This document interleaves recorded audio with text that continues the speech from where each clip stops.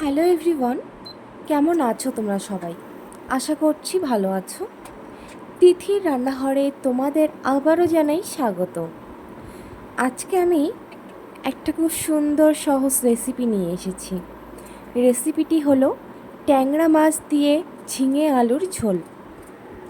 এই রেসিপিটি গরম ভাতের সাথে খেলে দারুণ লাগে।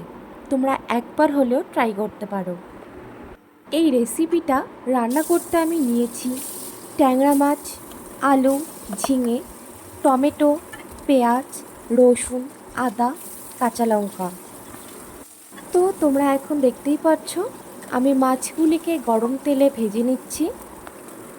হয়তো এই 4টা মাছ দেখে তোমাদের মনে এই কোশ্চেনটা আসতেই পারে যে এই 4টা মাছ কয়জন মিলে খাবে।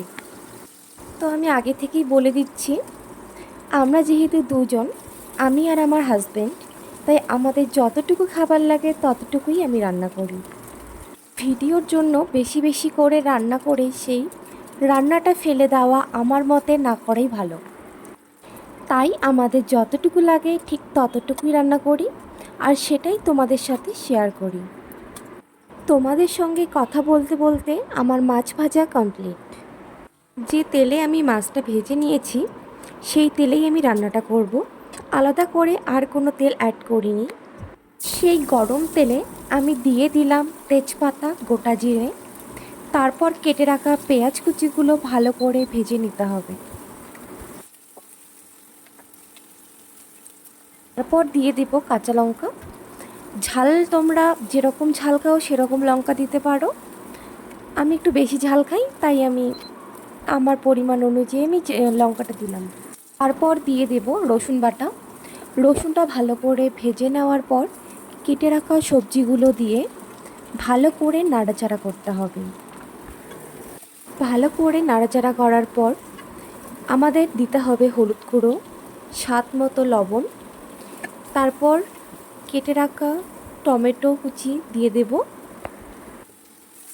তারপর টমেটোটা ভালো করে ভেজে নেওয়ার পর একটু জল দিব সেদ্ধর জন্য। যেহেতু কড়াইয়ে সবজিটা লেগে যাচ্ছিল তাই আমি জলটা আগেই দিলাম, নয়তো আগে আমি আদা বাটা দিতাম তারপরে আমি জল দিতাম। এখন দিয়ে দেব জিরে গুঁড়ো। সবজির কালারটা যাতে ভালো আসে তার জন্য দিয়ে দিব শুকনো লঙ্কা গুঁড়ো। তারপর আমরা আরেকটু জল দেব সেদ্ধর জন্য এবং সবজিটি সেদ্ধর জন্য ঢাকনা দিয়ে দেব। আমার ভিডিও তোমাদের কেমন লাগে তা কমেন্টে অবশ্যই জানিও। যদি ভালো লেগে থাকে তাহলে লাইক, কমেন্ট এবং বন্ধুদের সঙ্গে শেয়ার করে দিও। আর এরকম ভিডিও পেতে চ্যানেলটি সাবস্ক্রাইব করে রেখো।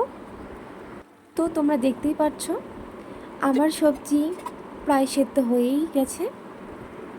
এবার আমি দিয়ে দিব ভেজে রাখা ট্যাংরা মাছগুলো। তারপর আমি অ্যাড করব কিছু ধনেপাতা কুচি। এখন আমি সবজিটিকে ভালো করে নাড়াচাড়া করছি। সবজিটি ভালো করে নাড়াচাড়া করার পর এখন যেহেতু নামানোর সময় এসে গেছে, তো আমি এখন দিয়ে দেব গরম মশলা।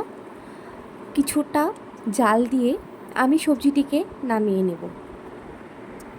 তোমরা আমাকে কমেন্টে জানিয়ে দিও এরপর তোমরা কোন রান্নার রেসিপি দেখতে চাও। আমি চেষ্টা করব তোমাদের সেই রান্নার রেসিপিগুলো তোমাদের সামনে প্রেজেন্ট করার। তো এখন আমার রান্না পুরো কমপ্লিট, এখন আমি নামিয়ে নিচ্ছি। তো কীরকম হলো ভিডিওটা অবশ্যই জানিও। আর এই রান্নাটা পারলে একবার তোমরা বাড়িতে ট্রাই করো, গরম ভাতের সঙ্গে জাস্ট জমে যাবে।